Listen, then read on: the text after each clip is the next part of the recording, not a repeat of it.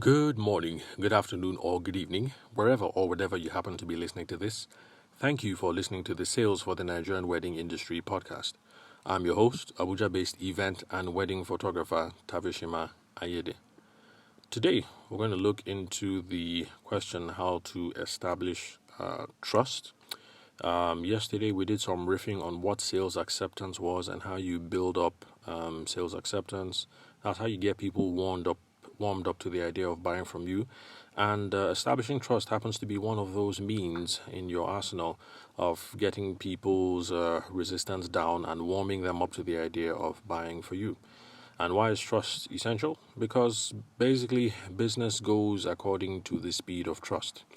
For those of you who remember reading, is it the Seven Habits? Yeah, Seven Habits of Highly Effective People. I think that's Stephen M.R. Covey, I think. Stephen Covey's boy is also involved in this line of business and academic inquiry as well. So, we shouldn't call him a boy because I think he's well over his 40s. He has a son, young man.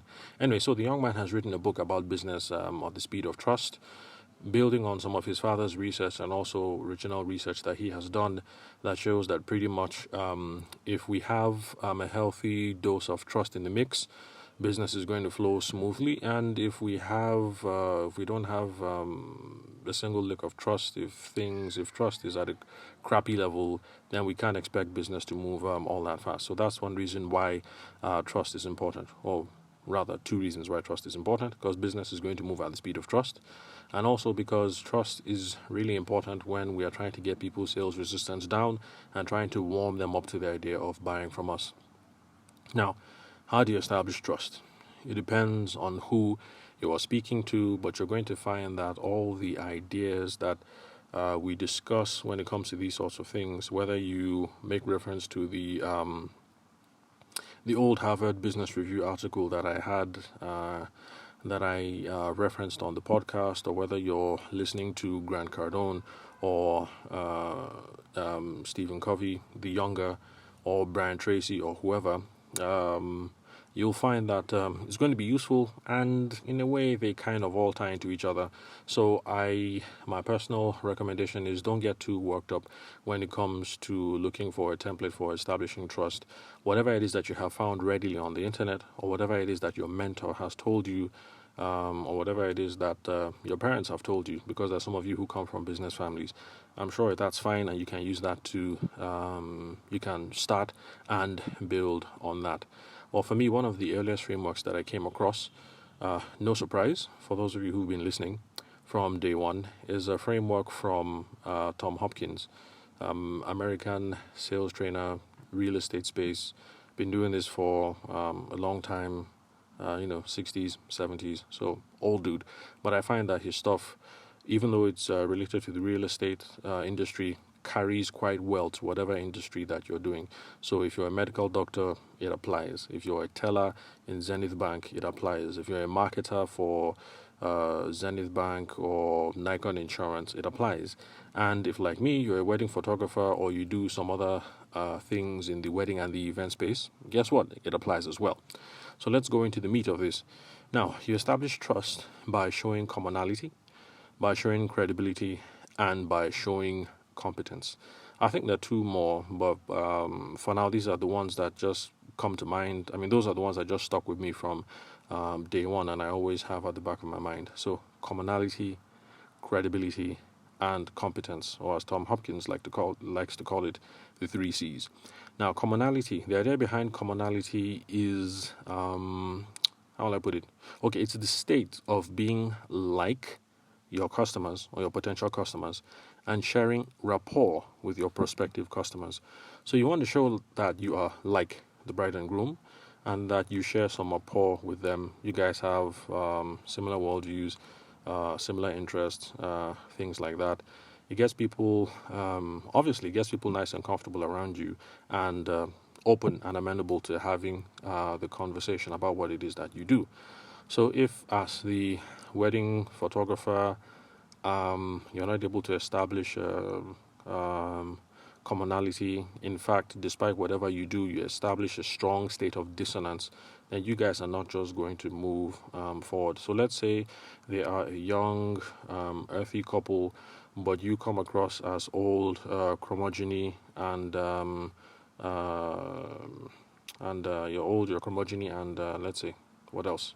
And that you're of that old school breed that is constantly angry and politically conscious. Like those people who used to listen to Fela's music back in the day. So if both of you, if that's the vibe that you get from that meeting, then it's possible that you might go ahead and work with this couple and they'll select you as their wedding photographer. But you can see that it's not the beginnings of a good relationship. So you have to establish some commonality. Now, a word on commonality.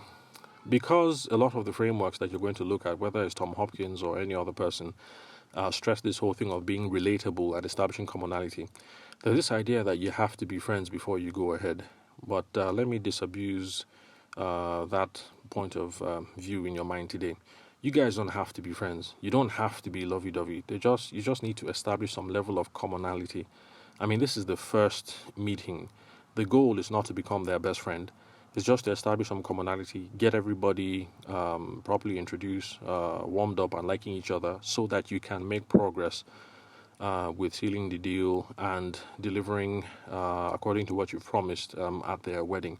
After the wedding is done, you want to continue and you want to become best buds and lifelong friends and everything. Yeah, that's fine. That's up to you. But in the beginning, the goal is just to establish commonality.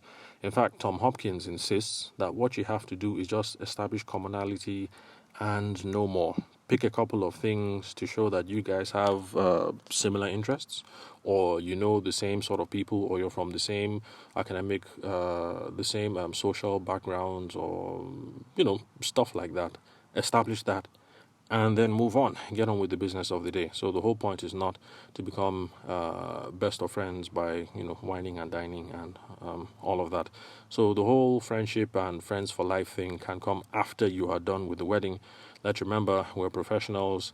We're professionals, so profession, that is the first and the most important part. We're here to do a job, do it well, make sure that we're paid for that, and then all else comes after. So establish commonality and move on.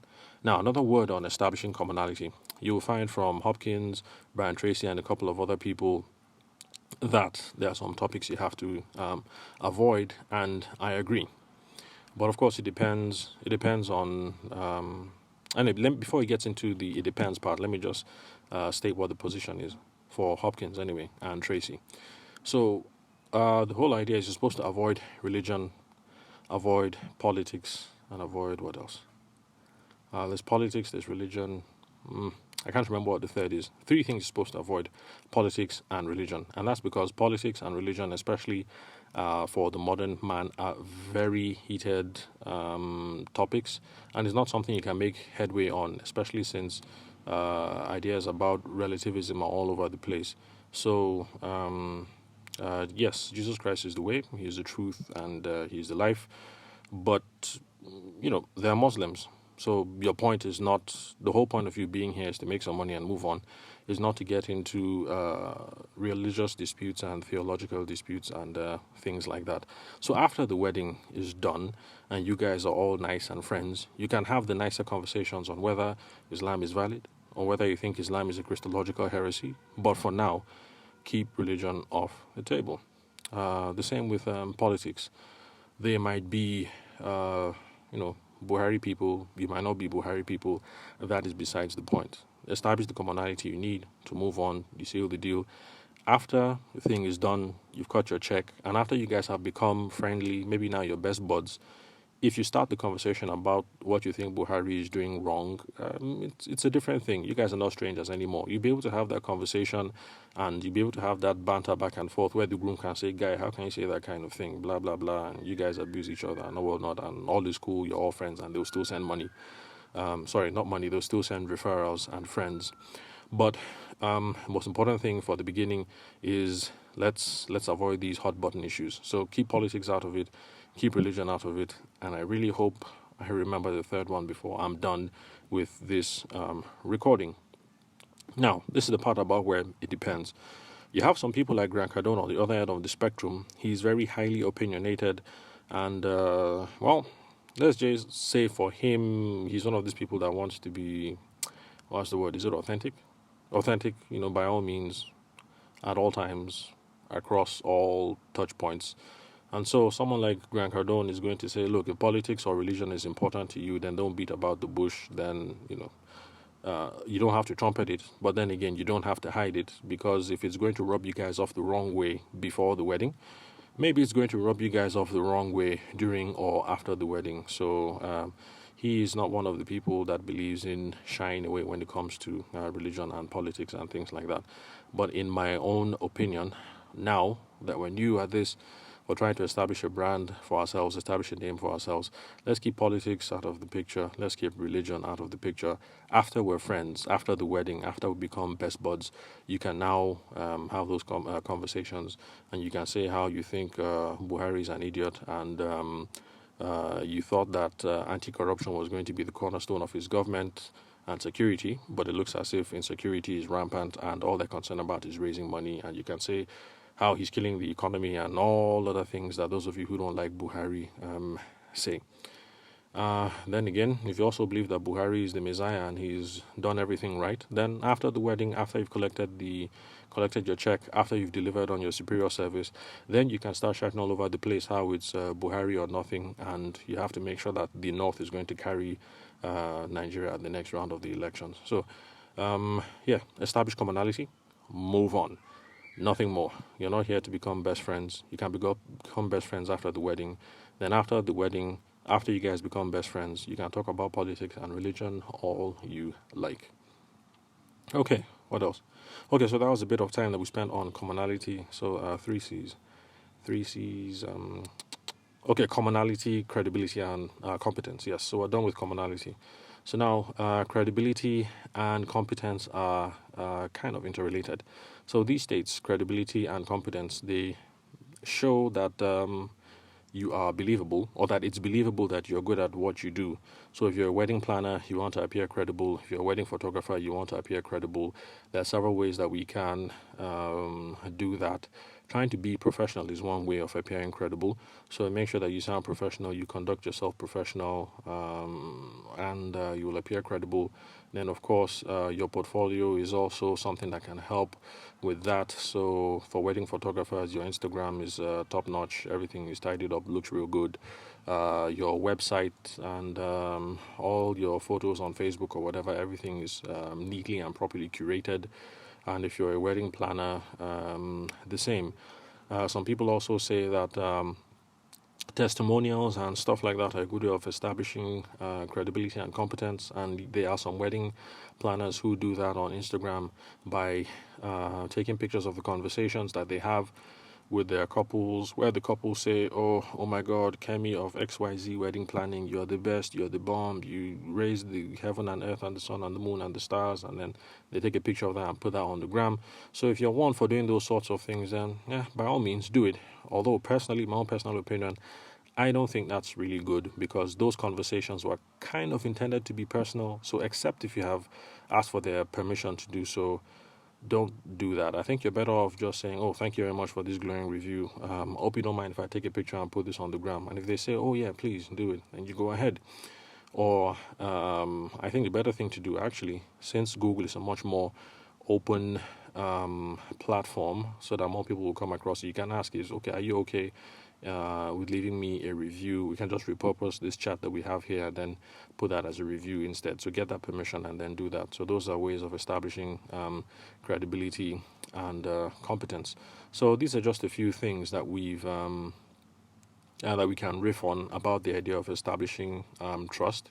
Like I said, whatever framework it is that you come across is going to be highly useful. So don't worry too much about getting the perfect framework for establishing trust. Just bear in mind that business is going to be conducted at the speed of trust, and if you establish trust, it's going to help to get their guard down, so they're not apprehensive at the beginning of the sales process, and it'll get them open and warmed up to the idea of doing business with you. That, well, Kemi of Everlasting Wedding Planning, she looks like she's a trustworthy gal, so we can go ahead with her Ikechukwu looks like he's an okay photographer. We can go ahead with him.